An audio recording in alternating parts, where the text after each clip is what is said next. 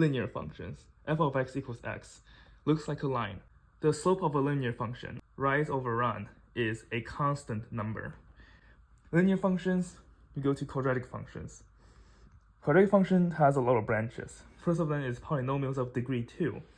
First of them is f of x equals x squared, creates the parabola. The slope of a parabola is a linear function of x. So basically just two of these guys multiplied together. From polynomials of degree 2, you also get ax squared plus bx plus c. This thing produces also a parabola. To solve a polynomial, you can do it by factorization and the quadratic formula. That gives you number d and e, which tells you where the parabola touches the x-axis. The next branch of quadratics is hyperbolas, usually in form 1 over x. Very disgusting. The last bit of quadratics is circles, ellipses, and is usually not a function. In form x squared plus y squared equals r squared. Looks like this.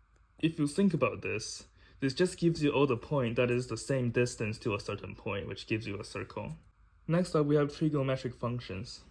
Sine of theta equals the opposite over the hypotenuse.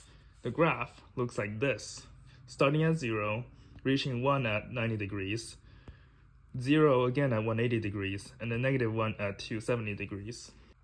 Cosine is the adjacent over hypotenuse. Basically the same thing as sine, but shifted. Instead of starting at 0, it starts at 1, and it reaches 0 at 90 degrees, and -1 at 180 degrees. And last, we have the annoying one, the tangent, which is opposite over adjacent. Its graph looks like this. At every 90 degrees, the tangent becomes either negative infinity or positive infinity, and it goes from bottom up. It also is 0 at 0. One easy way to visualize trigonometric function is by the unit circle. If the hypotenuse, of the triangle equals to 1, then theta from 0 to 360 makes a circle, this one, with radius 1. If the hypotenuse is 1, then sine is the height, opposite, over 1, so it's just the opposite.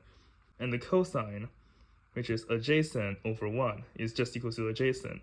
So if you have a unit circle on a graph, the sine is just the height of that point, the y value, and the cosine is just the x value of that point. Yeah, so that's basically all the functions you'll learn in high school. Function transformations is linked below.